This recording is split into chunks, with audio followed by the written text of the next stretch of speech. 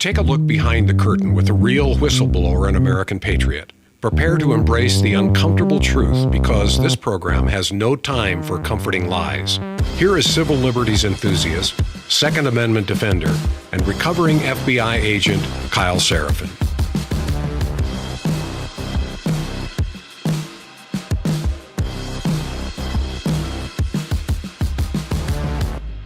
Well, hello, my friends. Welcome to the Kyle Seraphin Show. Today is Wednesday. It is February the 26th. Thanks for joining me. Today's going to be kind of an interesting one. We're turning the tables, and apparently we have made it up to episode number 500. That's crazy to me. I just looked at the number and I went like, oh, I didn't even think there was anything significant about today. It's just a regular Wednesday full of a lot of weird stuff that's going on in the world. We're going to be talking about the tables turning because one of the consequences of the last election is that all of the shenanigans that have been taking place for about the last decade have a potential of being unraveled. And one of the biggest, kind of least covered scandals is that the former FBI director, Jim Comey, ran honeypot operations into the sitting current U.S. president and tried to undermine their campaign, tried to go fishing for problems. We're going to talk about sort of the plot against the president and how the tables have turned. I guess the hunted have now become the hunters, have become the hunted, or the hunted have become the hunters. Take your pick. Again, kind of a flip around of the previous situation. Pretty wild. I got a bunch of other wild, kind of like random piecemeal things. I'm kind of seeing this move discussing the measles, which I don't know why that's coming up. New York Post doing a reporting talking about COVID vaccine injuries. Kind of a lot of things that we couldn't talk about previously are starting to come into the space, which is, it's refreshing. No other way around it. Kind of a weird Wednesday. That's kind of the way we do it here. We'll have a good time with it either way. Before we get started, let's sort over to my buddies over at Patriot Protect. It's patriot-protect.com/Kyle. Again, patriot-protect.com/Kyle. Newsweek has reported that there's been a massive data breach as of this February, put millions of Americans at risk. Listen, you're probably in a bunch of databases. You guys don't know about it. This breach, which included Americans who had background checks, OPM, went undetected for more than 2 months, giving cyber criminals time to exploit private information without people's knowledge. Its full names, its social security numbers, its home addresses, phone numbers, and so on. Drug test results. Could have been exposed to a lot of people circulating around the dark web. Gives people an opportunity to try to guess your passwords or even get your passwords leaked. Then they can impersonate you and try to take out loans and kind of screw you over, take over your bank account. You can't stop all the data from being leaked, but you can stop scammers from using it against you by trying to get your stuff deleted from all these data brokers that take this leaked information out. Patriot Protect has a new program called the Blackout Service, which goes deeper, scanning the dark web, trying to find your stolen data that's already been bought and sold. Your information, if it was exposed in any of these data breaches, Blackout will let you know where and when, take steps to avoid it being used against you. The search and destroy protocol removes your personal information from the web from over 100 data broker sites. It's about $5 a month, 24/7 protection just by the annual subscription. We've got it in the house right now. I'm using it. My wife Emily signed up yesterday, so that was the thing that we had kind of on our list. We've been kind of putting it off because it's just kind of, sometimes you don't want to sit down. It doesn't take very long. She did it while I was doing a podcast interview. Check out patriot-protect.com/Kyle. Save yourself 15% on the annual subscription and protect yourself. Find a service that you guys like to keep your kind of information out of scammers' hands. Let's dive into this thing. Here we go.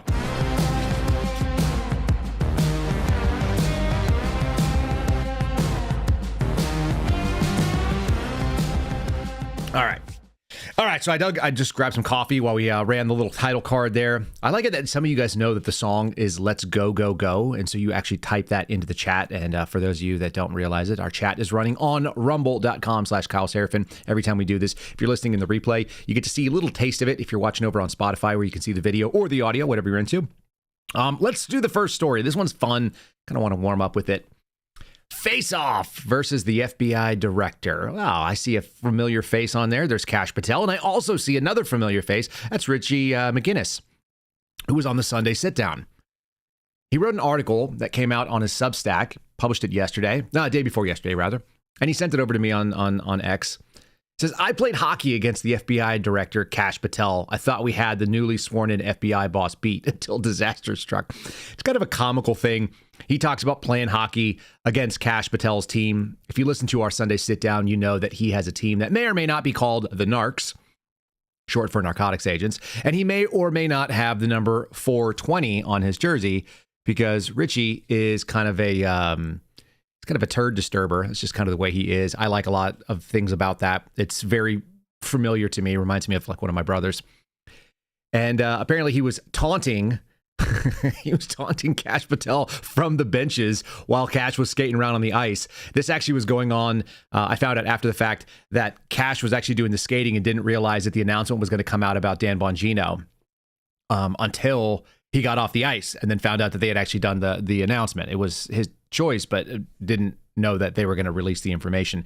And I guess Trump just went out on True Social and started, truthing about it or texting about it. And so he came off the ice after playing this hockey game and happened to be playing against Richie McGinnis. So kind of a funny little small world. What it highlights is that he's kind of a regular guy. I mean, he's a guy in his 40s, and there's not a lot of regular guys that are out there playing hockey in their 40s. But I think a lot of men have activities, they have hobbies, they have sports. We would never have seen a Chris Ray going out and lacing up some skates on a team that he was already on. That's just not a thing. So we're in a different time. We've got a different type of person, somebody who has the ability to go out and connect with regular people. And I guess Richie said that to his credit, when they won, which Cash's team, I guess, did win, pulled off a victory, even though they were down 3-0 early on. He was cool about it, and he didn't give anybody a hard time for having a team called the Narcs, which is what you'd expect. It's just like, it's some guys going out and playing hockey. The physicality of it, the familiarity of that, I think is a big deal. It changes the game, and I think a lot of folk in local law enforcement are going to be able to vibe with a guy who walks in who's physically, just more built, if nothing else. He looks like a man, and he doesn't look like a bureaucrat, which is a big difference. So just kind of a fun little way to get the day started off. If you guys want to find Richie's Substack, it is at Politibrawl, which is Politi Brawl, Brawl. That's his Substack.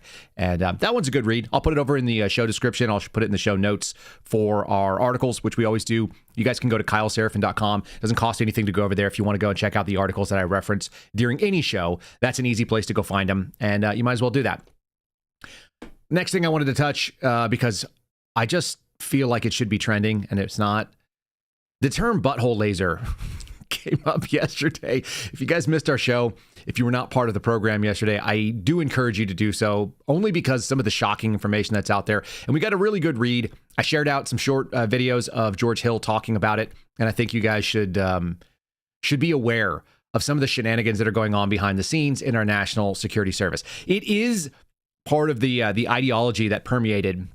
And it didn't just start with the Biden administration. It actually happened before Trump. Trump actually may have put a little bit of a damper on it, but it obviously got its roots, from what I can tell, under Barack Obama's time. And it moved into this like DEI, but it was actually called diversity and inclusion at that time. If you guys remember, he mandated that there be a diversity and inclusion office in every one of the federal government spaces. And so they started first normalizing or socializing something. And this is the way that it works. You start normalizing something, and then you start celebrating things. And then the left's move is to say, if you are not celebrating what we're celebrating, then you're evil. Then you're immoral. You're doing something that is actually bad. Even though you didn't have an opinion about it, you didn't want to be bothered by it. If you're not celebrating the fact that some Navy employee wants to rock around saying medical science is going to give me tits one way or another, which is a really wild thing to say at work. It does show you how far things have slipped. I actually am old enough to recall, I'm 43. I remember when people did not know what political party or how somebody voted, because it really wasn't the biggest defining characteristic about you. And I don't think conservatives are the ones who brought that forward. There was always this attitude of it's nobody's business. The expectation was that everybody went to a church, but it didn't really matter. We didn't always ask that. When I moved to Texas, it was a little bit more common because the Baptist church was much more familiar to people, and there were less Catholic churches. So people would kind of, go like, oh, like when we went to church, and then they'd be like, which one do you go to? And it's like, oh, I go to the Catholic church. And they're like, oh, you're a papist. And I was like, oh, what? I'm not. That was a little bit more familiar in the South for those of you who grew up there. But in places like California and probably most of the East Coast, you guys had we had a different culture. And the culture was essentially that the assumption was that everybody had religion, but nobody really needed to talk about it. Everybody had political views, but that wasn't the most defining thing about them. It was more interesting to talk about what you did for a living. and, how many kids you had and what they were up to. There was just normalcy. And now you've got people that want to go out there. The first thing they do is they want to tell you about their sexual proclivities. They want to get out there and have you discuss their gender ideology and some of the other kind of wild stuff. So we're gonna get deeper into some of that in a minute, because I think where it's gone, it's pretty wild. And not only that, but it's objectively bad. And they've normalized things that are going to get people fired. It's going to get people fired. That's just what's going to happen here. So I wanted to give an update on that story. Let me see if I can find the slide I did on. Here it is. This is being covered by, I think, CBS, based on just looking at it. This is, this is an ABC story. 100 intelligence staffers to be fired for engaging in those explicit chats. So that's the update on the butthole laser thing. By the way, one of the funniest, weirdest thing to talk about getting your butthole zapped. And I'm still amused by it. I said it to my wife yesterday when we were driving around in the car, taking our kids out, and I think it should trend. So anyway, 100 intelligence community employees will be terminated. There's probably going to be a lot more. I think what they've opened up, and Chris Rufo exposed this, it's a worthwhile thing to consider that all government chat programs are archived. They're cataloged. As I said yesterday, Garrett O'Boyle and I found out that they cataloged all of them, and people let their guard down because it's kind of AOL Instant Messenger like. They're on a thing that's either called Link or they're on some other kind of forum where you can just type, and people get very, very comfortable because we have a society that has kind of normalized that. The interactions are not always face to face. Maybe that's the reason why too. People are so used to saying the things that they wouldn't have otherwise said to another human being to their face. They did it back and forth on these digital platforms to the point where now they're saying that in person. And it's very strange. 100 Intel community employees, it seems really low. If it was just that many, then this is not nearly as big of a scandal as it should be, or as we're being led to believe. I suspect it's a lot more intense than that. And so the people that were logged into these, how many people were just watching and reading and getting their jollies at work, being, seen and heard, and being, they can associate with what these people are saying. They may not be sharing. Kind of weird.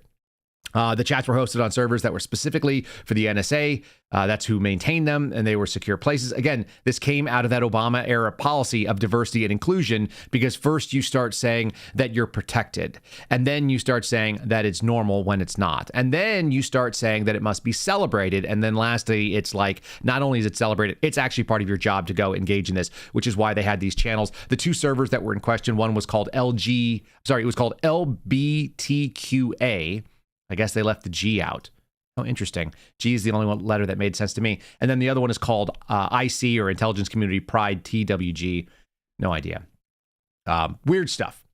So since Trump has reversed this again, by the way, during the first Trump administration, there was a pause on this where they actually took all those people who had the D, they weren't called DEI, again, they were called diversity and inclusion, but the diversity and inclusion, the D and I type folks, literally not DN, but D and I, they got sidelined. They just got told, like, don't do anything.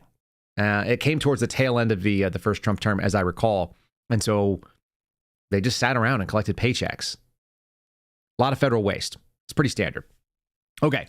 Let's see if we can get into some of the other stuff here. I found this kind of interesting. I wanted to bring this up as well. These are kind of like grab bags. I'm just kind of taking a sampling of what's going on in the world. Sometimes we have more of a theme. Sometimes it's just kind of what's out there. In the attempt to disprove Donald Trump at all costs, I see ABC covering this story, letting everyone know that's reading them that the Ukrainian parliament has affirmed that Zelensky is not a dictator.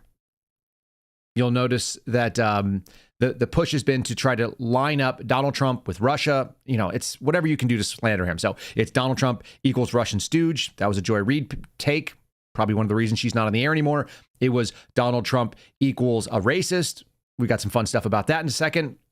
The Ukrainian parliament, who is just a couple of people, decided to pass a resolution affirming the legitimacy of their own president while confirming that they cannot have elections because the war is ending. And then they show pictures of women walking around. This is the funniest thing to me. There's women walking around in the streets, which suggests to me that there is a life that is going on in Ukraine, and that there is a front, and where the battle's happening, and sort of the interactions that are going on with the Russian army. But at the same time, there's obviously like some regular version of life. In America, before any of the modern capabilities that we have today, they were able to hold elections even during the U.S. Civil War. I don't know how you can't figure out how to hold an election unless you don't want to hold an election because people have historically low approval ratings, right? That was the whole point that Donald Trump was making. What he said when he used the word dictator, he was saying this person has canceled elections and also is not well approved of by his people. I've seen some additional reporting going on about Zelensky, which is kind of interesting. And he said, I'm more than happy to step down. I guess he's got whatever he needs from what's been going on. They've been able to gather all of the money that they required from the U.S. and they are not going to give it back. It's definitely not. These are not loans. They were all grants, so defined. And so Americans have no idea at the end of the day where the money went, how it's been audited, how much of it has gone to where it's supposed to go. Like we're left in the dark, which is kind of why people are probably rooting for Doge. Zelensky said he'd be willing to step down as president of Ukraine as long as the United States allows Ukraine to enter NATO, which basically would initiate a kickoff, as that would be considered aggression by the Russians, and it would be breaking multiple promises that have been made over the many years. Anyway, just all of this stuff is kind of funny. And like you say, you always can see where the media is going to go and side with it. If you guys are looking for an unbiased, or let's not say unbiased, let's say a more right-leaning media, it actually is hard to find them. You've got Daily Wire doing their thing. You've got Fox News, which does oftentimes do like kind of propaganda and pretty squishy stuff. My friends over at Catholic Vote are doing a pretty good job still. And although we haven't mentioned them in a while, I still get the loop every single morning. And this was a good story that came out of yesterday's loop, worth reading. And what I like about the folks over there is even though they are Catholic, like myself, and you know, we still show up at a church, we still have a bishop that is in charge of our churches and our diocese. It doesn't mean we agree with them, you know? And this is one of those stories that covers down on that in a pretty good way. This is a judge denying the United States Conference of Catholic Bishops a request to reinstate federal funding for what they're calling refugee programs. Of course, when we know that they use the word refugee or migrants, right, or whatever other kind of words they're being out there, asylum seekers, we know what they're talking about are people who have illegally come to our country. And so a judge denied this request. The statement was essentially that for decades, this is the statement by the Catholic bishops. I totally am pleased that that the bishops are not getting this money, because I don't want to see millions and millions of dollars thrown into the various Catholic charities that are being run like that. For decades, the USCCB has partnered with the United States government and locally based Catholic partners to help nearly 1 million individuals find safety and build their lives here in the United States. Well, that's great. And if you can get people who are Catholic to give to the bishop's annual appeal, which they do every single year, if you guys have never been to a Catholic church, there's oftentimes a first collection. That is almost always to support the works of the parish. It's going to be parishioners who need help. It might be a food pantry. It might be, fill in the blank things that are going on. And then they do what's called a second collection that comes around later on during Mass. And the second collection is they pass the basket and they usually say, okay, this one's for St. Vincent de Paul, and they might do it once a month. And so if you want to throw money into that, great. You could put your own cash in there or not. And then they almost always do an annual bishop's appeal. And they're supposed to have a little message from the bishop saying, these are the priorities. And when I hear that our bishops in the United States are trying to do things like throw all of our money into illegal aliens when they are not helping people, I've never once heard of a veterans charity being helped. Doesn't mean they're not out there. I've just never heard of it. I know that in our parish, which we are no longer contributing to, they want to give money to basically a whole bunch of illegal aliens. How do I know that? Because they don't speak English. They have no access to public resources. They're not something that I'm going to support with my money. I'm more than happy to do charity. I'm going to do it privately, though, and it's not going to be associated with what the USCCB says or with what our church says. And that may not be something that people like. If you're Catholic and that bothers you, I guess just deal with it. This is just how I'm going to operate. The amazing thing is that the sense of entitlement, which we've talked about earlier, it still exists, and it exists even at the USCCB. They said the unilateral and unexplained decision of the government to suspend this program will have devastating impacts on refugees, making it harder for them to establish themselves in their new homes. I think the answer is get the hell out. Why did you come here? You ought not to have been here in the first place when you have no right to be here. And there is nothing immoral, and there is certainly nothing illegal about actually enforcing the laws that are supposed to be part of the country you live in. I guess that goes to this. This is a CBS story. Trump officials and people inside DHS and Border Patrol are preparing to revive Title 42. You guys remember when they shut this down? Right after they shut this down under the Biden administration, we got a massive wave of what we keep hearing about being called migrants. I don't know why they call them that, other than it's much more palatable than criminals. Migrants are people who come in under a guest worker program that are allowed to be here for the season. We have to keep defining these terms over and over again because they keep trying to steal the terms.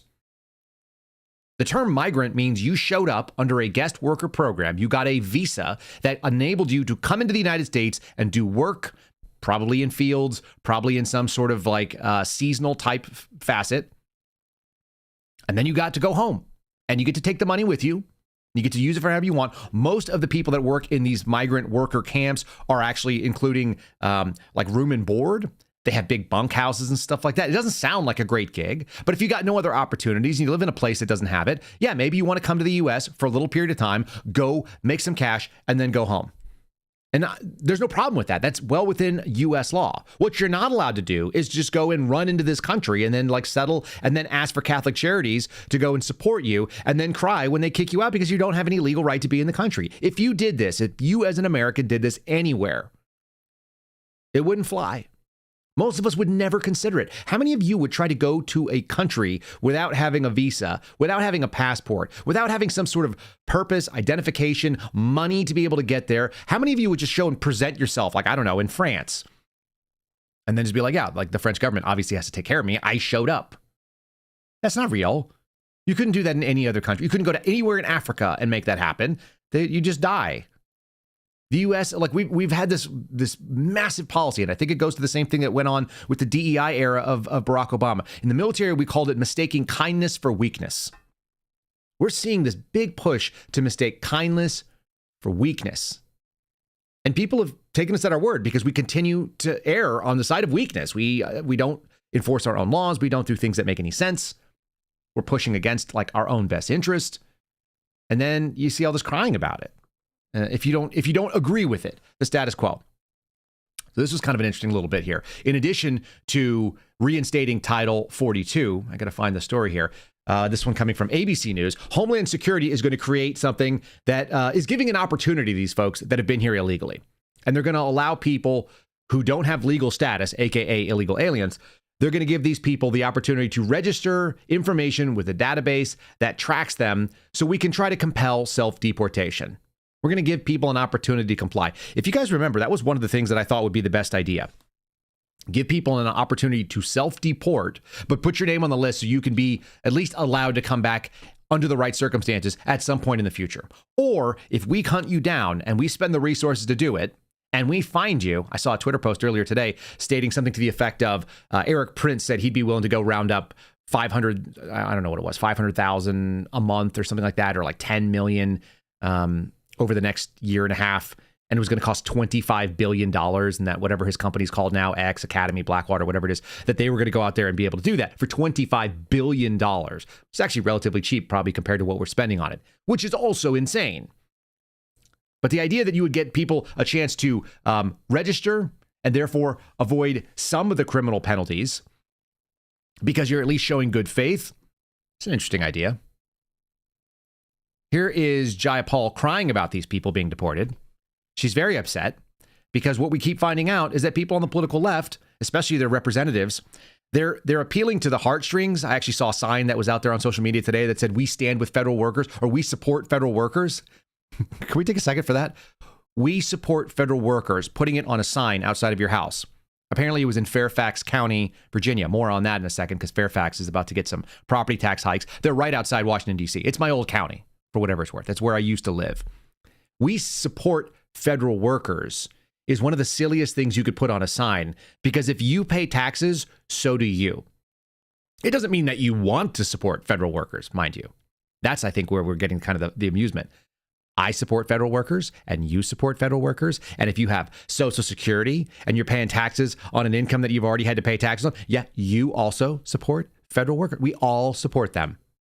We may not like that we do because the taxation is not well represented. And maybe it's because we got people like this. Here's Representative Jaya Paul talking about the most important people that keep our economy running are people that come here illegally and break our laws. This is an interesting perspective.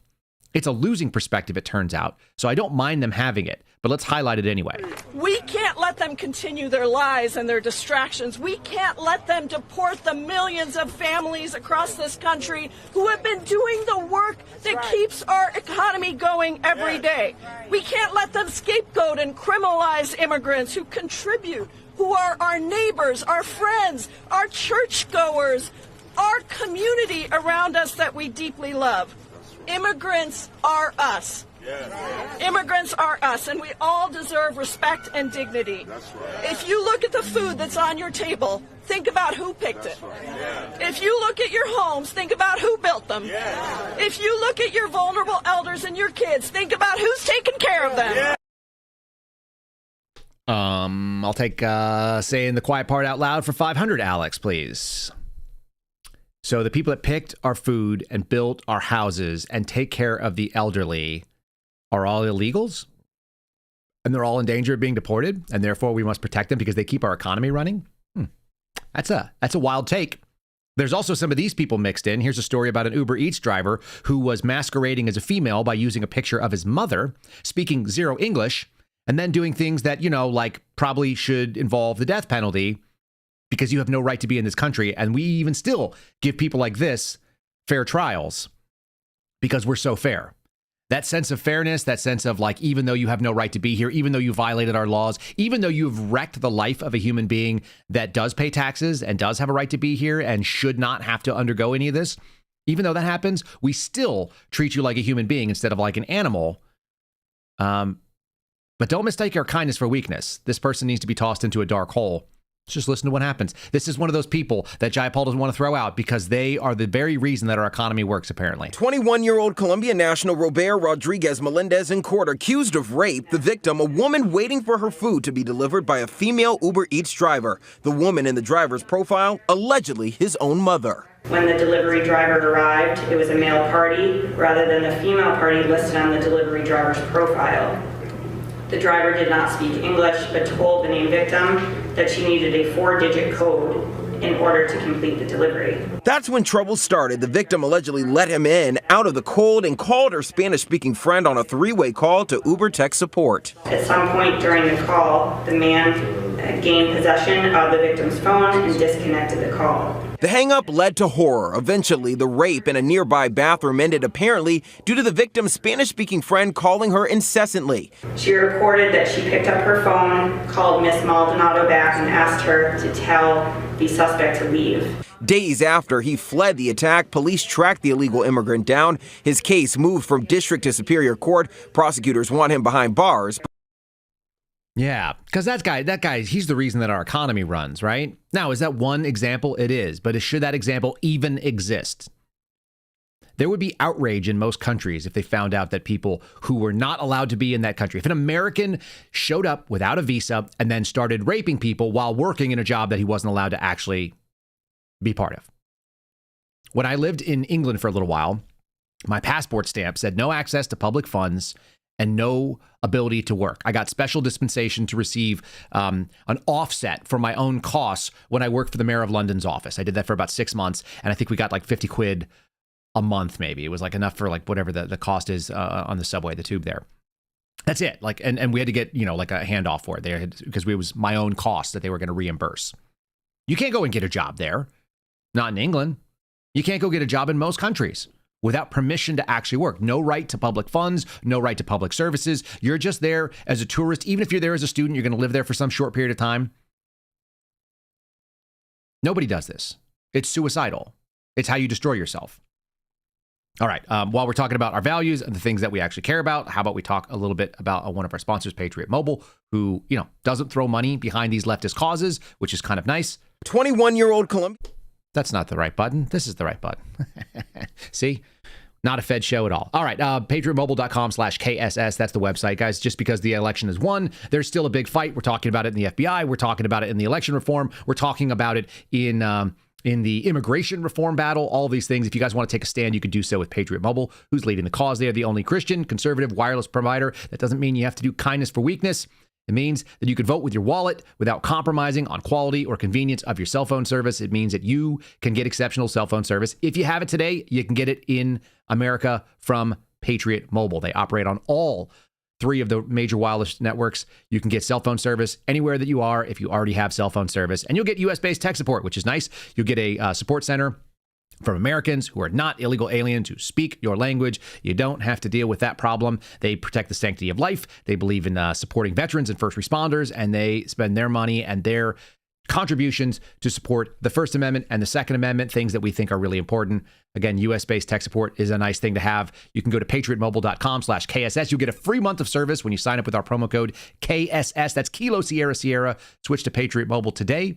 Defend freedom with every call and text you make. patriotmobile.com/KSS. Or if you want to call them, it's real simple. 972-PATRIOT. Again, that KSS promo code is where you want to go. Let's keep going. There's some other really weird stuff that I've been watching out there. You remember we were talking about that Trantifa group that Andy No had brought up? I don't know if this is a common thing that people in the transgender, quote unquote, community, which is even weirder, but we got more transgendery stuff going on. It clearly is not people who are well. And maybe it's just because my brain is tuned to it. I want to acknowledge the fact that we may have this bias where we're like, aha, they're all nuts. I mean, I do think they're nuts. I think that if you don't know how things work in your own body, you are a little bit nuts. This story makes me very suspicious. I wonder how much of this has to do with the FBI's sort of like creating things, what we call the playbook here.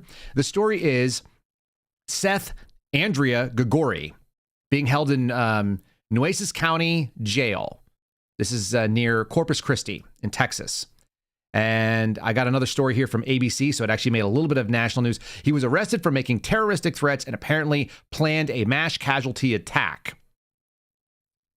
But you're seeing pretty clearly a dude who grew out some long hair, who wants to go by the name Andrea. It is not mentioned even a little bit, by the way. I don't think I found a single mention of the fact that, Andrea shows to have an active warrant. What you'll find is that there's more and more woke police departments, even in the state of Texas, which is why we have this kind of squishiness. It's why we have kind of a purple nature. The urban areas, whether it be Corpus Christi, whether it be Houston, whether it be Austin, Dallas is not great. San Antonio, also pretty blue. El Paso, very blue.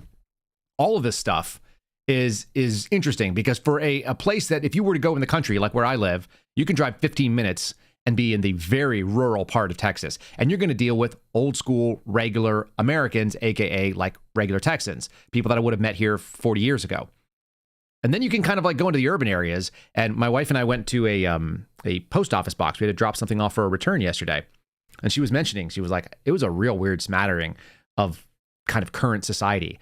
There was a couple, one of whom looked like a guy who was trying to transition into a female, looking to get a passport, upset about not being able to get the right gender on it. Some kind of a blue-haired or green-haired, overweight person that was gender confused, like kind of that mixture of things that didn't used to exist in Texas, but it didn't even used to exist in America. Now you've got these, even like the news services, the local News 3, covering news in Corpus Christi, talking about how this guy had an active warrant, was arrested for these terroristic threats and an attempt to do like a mass shooting, and was apparently working with the FBI to arrest this guy. That part makes me kind of interested. The FBI's Houston field office putting out an X post talking about it, and then for whatever reason they're totally fine with saying that the guy's name is Seth, and they put Andrea in quotes but refer to the person as Andrea in their discussion and their talking points. Again, just something I'm going to keep an eye on here. I don't think that the playbook, as we call it, the sort of setting up for terroristic arrests, that these kind of manufactured plots, I don't think they're going to go away anytime real soon. This is one of the uphill battles. Last night I was on Alpha Luna's podcast. And so if you guys have never seen the Alpha Warrior, it was me and Steve Friend and Alpha. And he's been a guest of our program a couple times, and I've been on his as well. And we were talking about it. He said, if you could fix one thing about the FBI, what would it be?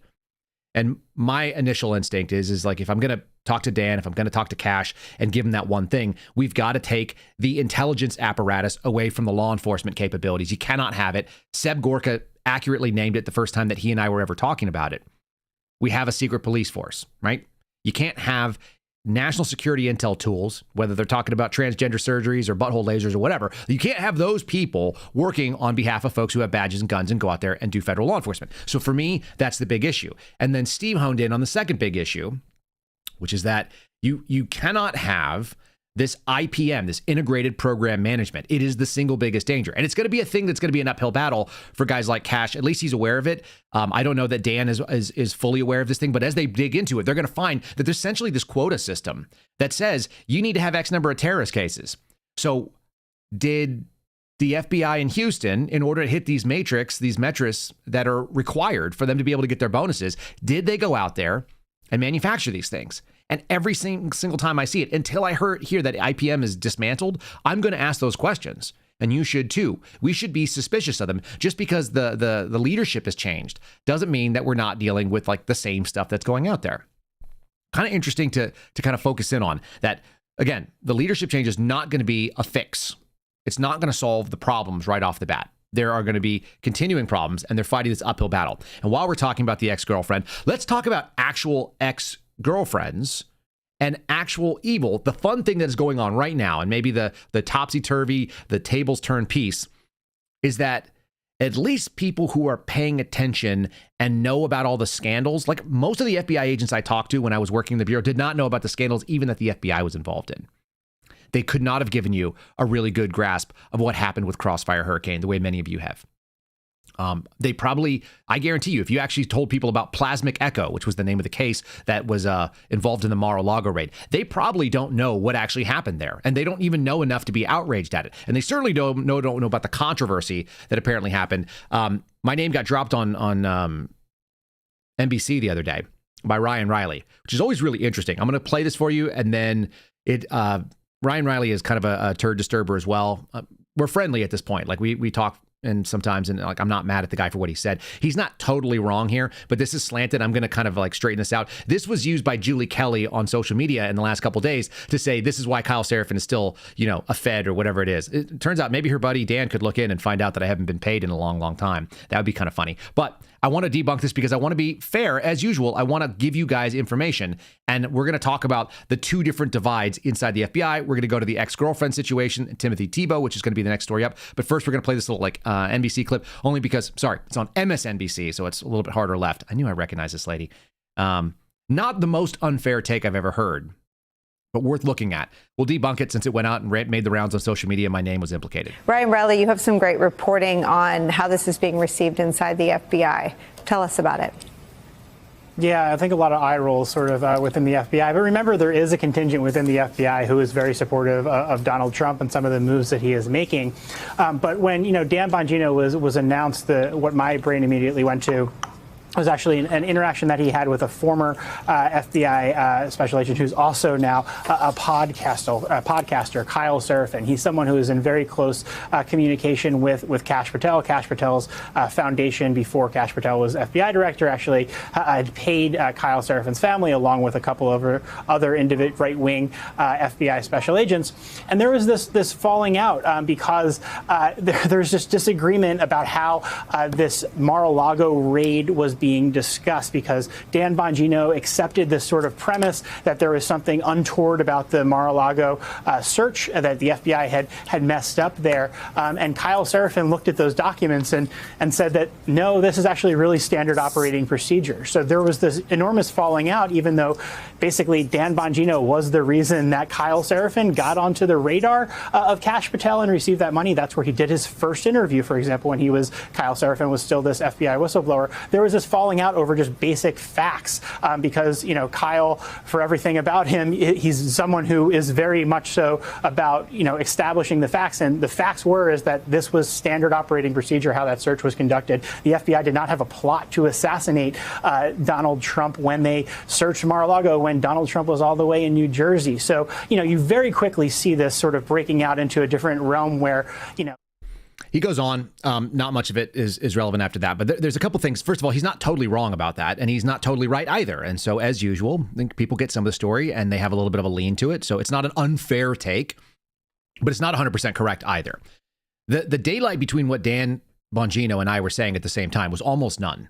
he was focusing in on something else. He was trying to basically say that just because it was standard doesn't mean it should happen, which is something I agree with. Yeah, 100%. It shouldn't happen. Go back and listen to the first interview. It's part 2 if you want to hear it. Part 2 of the first interview I did in September of 2022, which was on Dan Bongino's podcast. It was the first time I ever met the guy. We sat down, and at the end of it, for the last about 10 minutes of that podcast, you can hear probably the most important things. Number one, my proudest moment is that I got removed before the FBI did the Mar-a-Lago search warrant. It was very fresh right then. And the second thing is that, incremental government tyranny happens when people don't question orders. And that was a big problem for me. And he even mentioned at the time, I don't want to get into the politics of it. And I was very grateful that we didn't have a political discussion. We had a technique discussion. I think that's really important. The issue is that there was an argument being made last year. If you guys don't remember this, and some of you guys may just be like, there's too much crap going on. The argument was being made is that the FBI had a plot to assassinate Donald Trump. And that is patently false. They waited until Donald Trump left. They knew that he was in another state. And then they went out there and decided to go after like this kind of fake line of narrative. Now, the person who did it was Julie Kelly. This is something that's been litigated out here all the time. I'm not emotional about this at this point. She said things that were not true. She was wrong. And Dan sort of just defended the fact that it was a big deal that they did Mar-a-Lago and did the raid. And it was. It totally was. It was a terrible thing that they did. But the idea that once you use a search warrant, that the tools of a search warrant and the fact that you send FBI agents who are armed, whenever you send FBI agents who are armed, what's called the deadly force policy is always in play. That's been the perspective I've had. What Ryan likes about what I had to say and why he was being, I think, more fair than oftentimes, because he said some things that were not that fair about me early on. What he's come to realize is that facts are facts. And if you've been in the law enforcement sphere, if you've ever carried a gun, you understand that your use of force and your deadly force policies are always in play, whether you're on or off duty. And that's the case for FBI agents as well. And if you send armed FBI agents over to Mar-a-Lago for any reason, their deadly force policy is in play. The fact that you put it down on a piece of paper is completely irrelevant. That's the statement. It's not just that it's standard operating procedure. It's that it's written onto the paper and you don't have a choice to remove it. And that shouldn't be actually controversial. What's controversial is that you guys decided to serve a search warrant, which means somebody asked for a search warrant, and that should have never been done. And that represents the real problem. And it came from a mindset, and it came from a place where you've got people inside the FBI who were actively, aggressively, and specifically targeting Donald Trump for years. Here is one of those people. His name is Timothy Thibault. He worked at the Washington field office where I worked when I worked there. This is a new story that was breaking from Josh Christensen yesterday. New York Post stating that Timothy Thibault improperly shared investigative information and a nude photo of his girlfriend. Why not? You're actually seeing apparently the email that he shared. It's photo-JPEG. Somehow he decided he was going to upload that up to his FBI work email. The balls on this guy. Also the stupidity on this guy. Now we know from people that worked inside the field office, because I've got too many connections there from working there for 5 years, that this guy had a hard-on to get rid of Trumpers, which is kind of like his term. He wanted to get rid of people that had religious beliefs because he believed that religion was a proxy for political beliefs. It goes back to the thing we talked about earlier. You used to not talk about that thing. But if you're going to look at a man who has 5, 6, 7, 8, 9 kids, and I'm just saying those examples, but there were guys I knew who had 6 kids that were supervisors and were clearly Catholic. If you see somebody who has 7 or 9 children, the implication is they're probably either Catholic or Mormon. That's a pretty good guess. And if you're an FBI agent and you make analysis and deductive reasoning for a living, it's not that hard to actually do. This guy was removing people with multiple kids without ever asking, because he said he didn't want any Trumpers on his political task force that were doing election fraud and election interference investigations. People that had a decade of experience, more experience than he had as a supervisor. He was the assistant special agent in charge on, I think, the criminal division. There's a couple of ASACs over on the criminal division. And so he was removed from that. And he was also sharing information about how to try to get people out that were involved in FACE Act violations. This guy did a bunch of crazy stuff. And so he was walked out in tears from what we were told. And I've got some pretty good sourcing that said that. Like people that were in the elevator on the way down with him, in tears, crying. They claimed that he retired honorably. And the fact of the matter is that this guy was actually doing blatant politics while working for the FBI. And this is the problem. This is how you know that going after Donald Trump was the issue. And now I'm going to bring you kind of the craziest story, which we're going to spend a couple minutes on, because it is easily the craziest story. This was something that went out in the Washington Times in October last year, and I haven't heard people talking about it. This might be crazier than someone trying to assassinate Donald Trump. You could actually see why that would be. You could see why somebody would try to assassinate Donald Trump, because we've been watching the leftist media lose their shit about him for a very long time. But this is truly nuts. And what I'm finding is People inside the FBI did not know this was the case. Like today, they are finding out about this because there's another story that's breaking about it. This is the October story from Kerry Pickett saying whistleblower claims. Now, I know the person that represents this whistleblower, and that person is very credible, the whistleblower representative. He may or may not have been on this podcast before. If you guys want to go do your math, if you guys want to go dig into the archives, you can probably figure out who we're talking about here. Whistleblower said, this is October again, James Comey had an FBI honeypot spies infiltrating Trump's campaign, the 2016 campaign, going back as far as 2015. Let's just say that again, because many of you don't know this. And if you don't, holy crap, right? James Comey had FBI honeypots infiltrating Donald Trump's 2016 campaign as early as 2015. Do you know what a honeypot is? It's when you send a woman, generally, I guess you could do it with a man, but not very common. You send a woman in who makes, who appears to have a sexual availability, right? And you ask them to try to access information. Think Eric Swalwell. Think Fang Fang type stuff. You send someone that is attractive to a man, and the man is willing to share information in order to impress and make a sexual advance on said woman. And then that woman, who's reporting to an intel service, or in this case, the FBI, decides to go back. The idea, this is written from Kerry Pickett yesterday. She actually broke this again. The idea is that there was an off-the-books investigation. Off the books means not in Sentinel, the system of record keeping, not an open case, simply a fishing expedition with people who were tasked to go drum up information. The first thing that I said to Dan Bongino in the first interview that I did publicly in September of 2022 is that the FBI has gone off the rails when you take what it is doing today and they say, show me the man and I will find you the crime, in a very Soviet way. That the FBI's job and what the American people expect them to do is very straightforward. The expectation is that there will be a federal crime. This is the straight line, the linear model of criminal investigation. A crime will occur. The FBI will go and gather information about the crime based on the allegation or information that it did occur. They will get evidence to be able to try to find out who did that crime and then prove that they did it, and then take that to a court of law and get either a plea or a conviction, or theoretically somebody could be acquitted as well. And then it would end. The alternative is the intelligence sphere, which is where you say, I am going to spin a bunch of different circles that are going to go find all the people that I don't like. And once I've identified that man, then I'm going to go find a federal crime on them. And because there are techniques you can use when you are doing intelligence that would allow you to do these things nefariously, how bad are we talking about? I'm going to tell you something, one of the funniest quotes that I got this morning. I'm going to tell it to you right after we do a promo for Shield Arms, because I don't know why I thought this person is a shooter, likes to shoot. I like to shoot. I want to go ahead and plug my friends at Shield. If you guys want to get a way to increase the capacity of your firearm and turn your micro pistol from Glock into a real fighting pistol, 10 rounds usually isn't enough. Nobody wants to carry that on duty. If you can carry a Glock 43X or a 48 with 15 rounds, the only way you're going to do that without having something sticking out, a flush fit option, is going to be with the patented technology from the folks over at Shield Arms. This is where they make their bread and butter. This is what they make their money on. It allows them to do the other manufacturing they do. It's shieldarms.com. Use my name as a promo code, KYLE. You'll save like between 5 and 10%. They make really cool knives too. They got the Montana Knife Company, but their bread and butter is making the S15. You can even take their micro pistol, the Glock 43, which is even smaller. I don't have any use for it, but maybe there's a place. You can get that up to about 10, I think, 9 or 10. They can add basically 50% capacity to your micro Glock pistol. If you're a Glock carrier, you already know, like, it's nice to carry a small pistol, but it sucks not to have the capacity. That's how you guys fix that. Go to shieldarms.com, promo code KYLE. Check it out. We're going to do a whole video, I think, on their loaders, which are epic. I'm going to order some of them. I forgot I was going to do that. I saw them at SHOT Show. Okay. One of my buddies told me this. Okay, ready? Hold on. Let me put this on the thing. Boom. FBI is now looking into, this is the report, which is being leaked, apparently, to Kerry Pickett. There are still some leaks. This is not a terrible leak to have. FBI leadership, that would theoretically mean the Kash Patel, the hockey player we talked about earlier, and Dan Bongino, that podcaster that also used to be a Secret Service guy. Apparently, they are taking their first week and they are going to target looking into some of the malfeasance to try to rectify the issues the FBI has caused.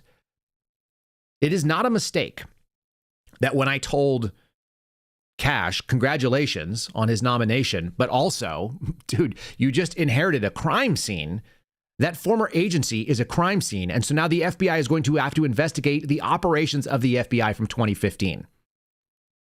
They made no comment on it, so we're hearing this from a couple different sources. One of those sources, it turns out, is Erica Knight. If you guys know who Erica Knight is, she's the publicist that has been working with Kash Patel for a while. She's a publicist for some other people as well in the Trump orbit. So that seems like a pretty credible source to me. She's in the right place to know it, and so on. My buddy, who's a shooter, which is why we brought up the Shield Arms bit, sent me one of the funniest messages. It was this headline: FBI looking into James Comey's off-the-book honeypot operation. And he said, dude, I didn't know we could do honeypots. Like, I didn't know that was an option. It's because it's not an option.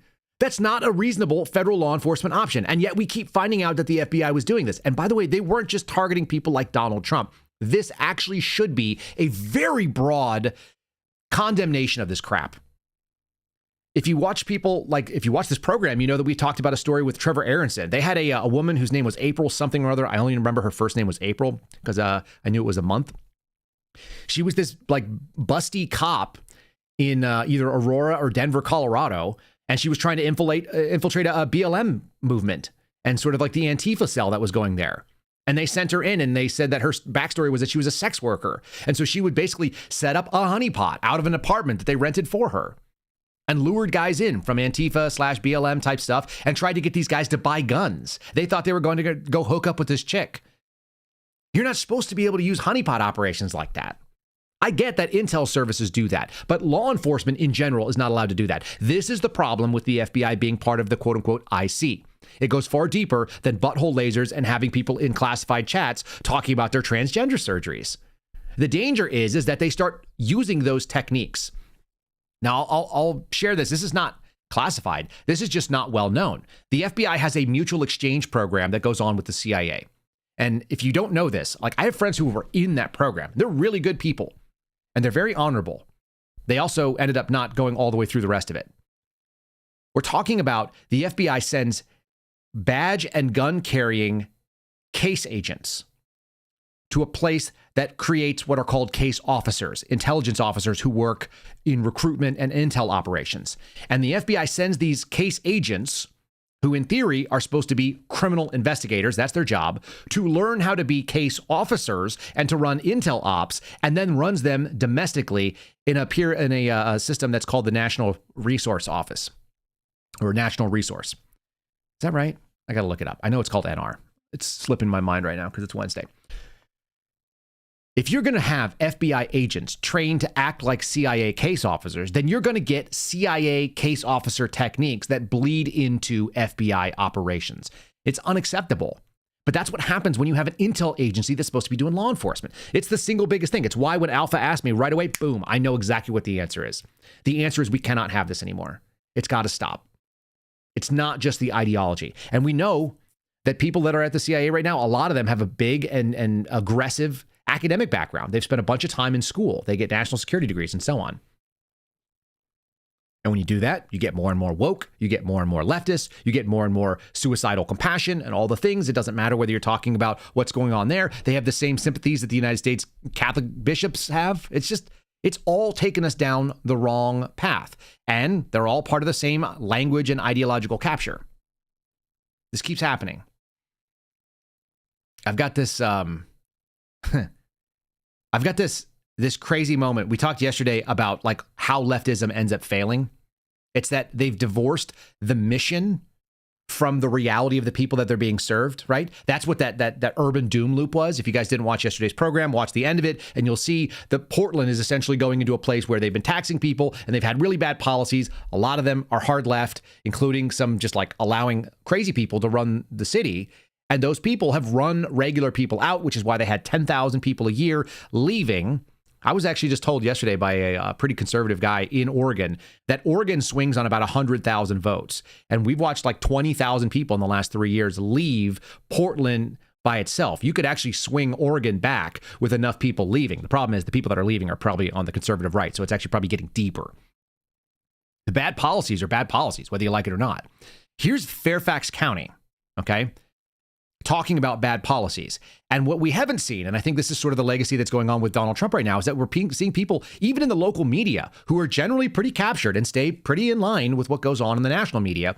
They're actually bringing up things that are nuts. And they're like, hey, we see a correlation. This story is 2 minutes. It's a little longer than we normally play. They talk about taxes being raised in a crazy way, and also a transgender guy who's exposing himself to kids on taxpayer dollars because he's a councilman. You wouldn't see this, I don't think, under a second term of Joe Biden. Just like you wouldn't see the FBI investigating FBI malfeasance and maybe even coming to the bottom of it. Generally speaking, when the government investigates the government, they find out that the government was right. This is why the news media was supposed to actually hold them accountable. Check out this 2-minute clip of what's going on in Fairfax. I think it is a wild, because Fairfax is very left. These are the same people that think that the parents have no right to decide whether or not their kids get gender, sort of gender indoctrinated. Watch this. Hey, Scott, new tonight, Fairfax County staff is recommending to the Fairfax County Board of Supervisors that they should raise property taxes again on homeowners and implement a new food tax in the county. Late last year, Fairfax County government forecasted a nearly $300 million budget shortfall after previous years of budget surpluses. Now, county staff, they've identified potential cuts to county services. Meanwhile, the Fairfax County School Board, which recently met with the Board of Supervisors, they are asking for a lot more money from the Board of Supervisors to fund a 7% staff salary increase across the board to FCPS staff. And that's despite FCPS having largely a flat student enrollment. Scott. Yeah, so there's a lot to fight about and sort out there. But Nick, also, the Fairfax County chairman was at that meeting. I understand you also asked Chair Jeff McKay about the child sex offender who allegedly exposed himself to women and girls in county rec centers, a story that you broke and have been working on a lot. Yeah, 7 News was the first to report that child sex offender Richard Cox allegedly exposed himself to women and children and Fairfax County rec centers and the female locker rooms. And 7 News was the first to obtain police body cam video from Fairfax County Police that shows Cox explaining to officers that he feels that he should be able to use the female locker room because he identifies as transgender. The Fairfax County Board of Supervisors policy allows people to use county locker rooms based on their gender identity, not their biological sex. Today, I asked Chairman Jeff McKay if he thinks that policy needs to change.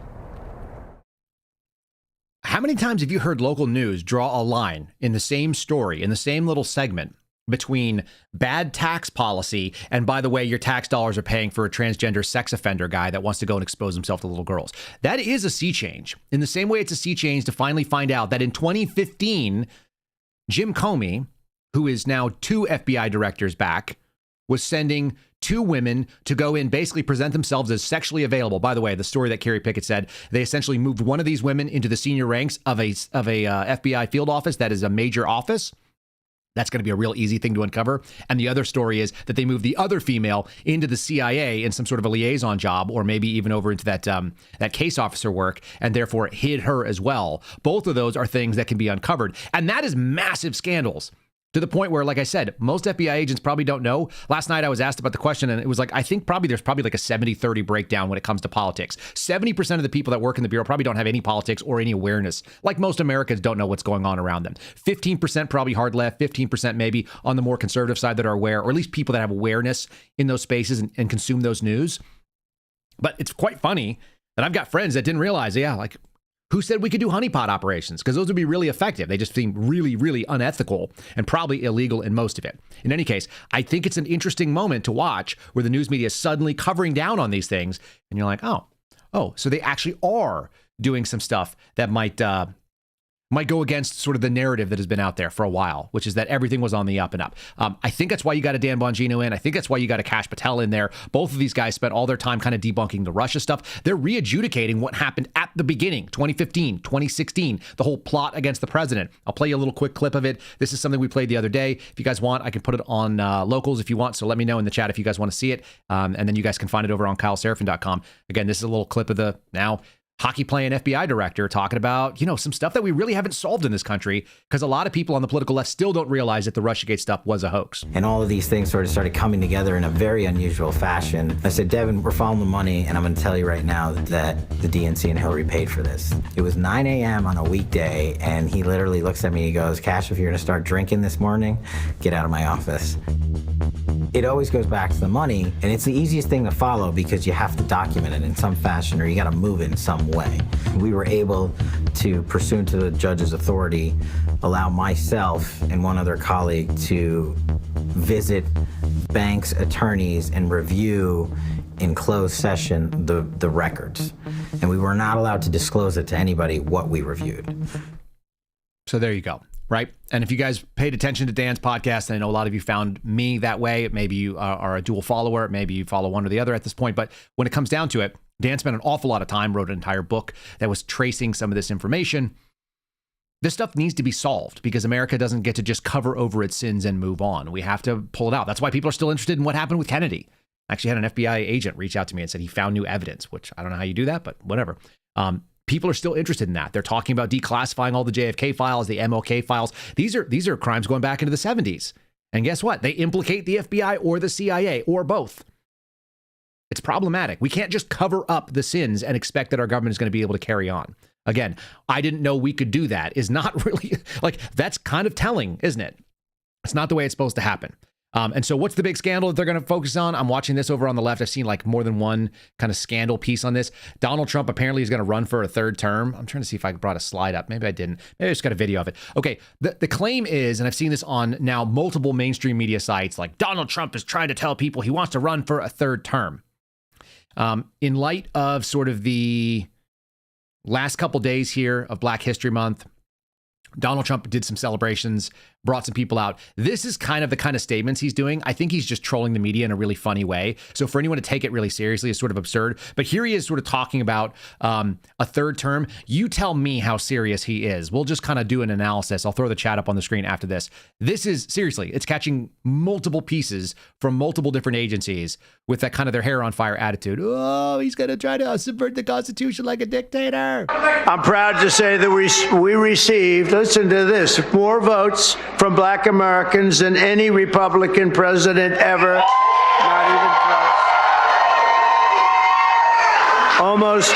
Almost 40% of the vote. Now, I won't be happy the next time. Should I run again? You tell me. There's your controversy right there. There's your controversy.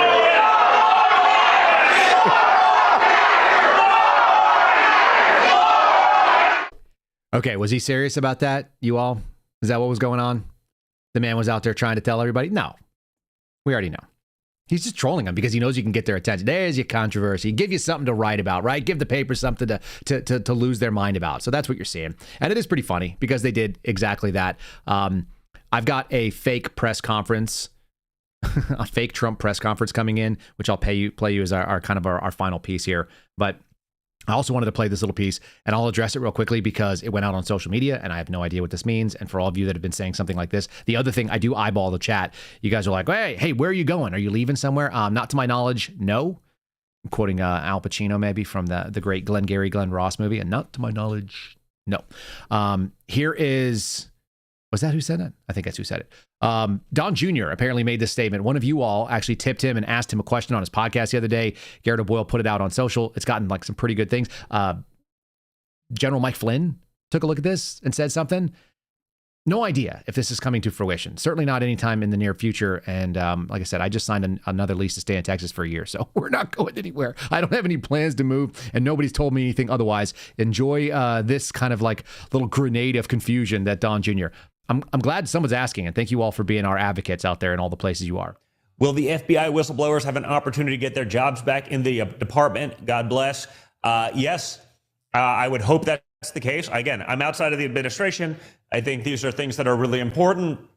We're confirming that's the case. Yes, the whistleblowers, certainly. Okay, we're confirming it in our lives. So congratulations. Well done. Like, I don't know who he was confirming it with. For this generated like a bunch of people going, congratulations. I'm like, congratulations for what? Like, I mean, congratulations on being able to work in my office, in my house. Yeah, like, I thank you. Like, I appreciate that. I have no idea where Don came up with that, but maybe I'll bug him. I don't really like to bug these people. So if anything changes, you guys will be the first to know. I'll come and tell you. But until then, let's do a fake press conference, new sheriff in town kind of attitude. Going to wrap up kind of a weird Wednesday. Like I said, disjointed. I got even some more stuff. The measles is apparently trending, so we'll play something about that tomorrow. We'll get into measles. Apparently now people are also talking about that COVID vaccines might injure you. I got a story about that for tomorrow too, so I'll put that back in the deck.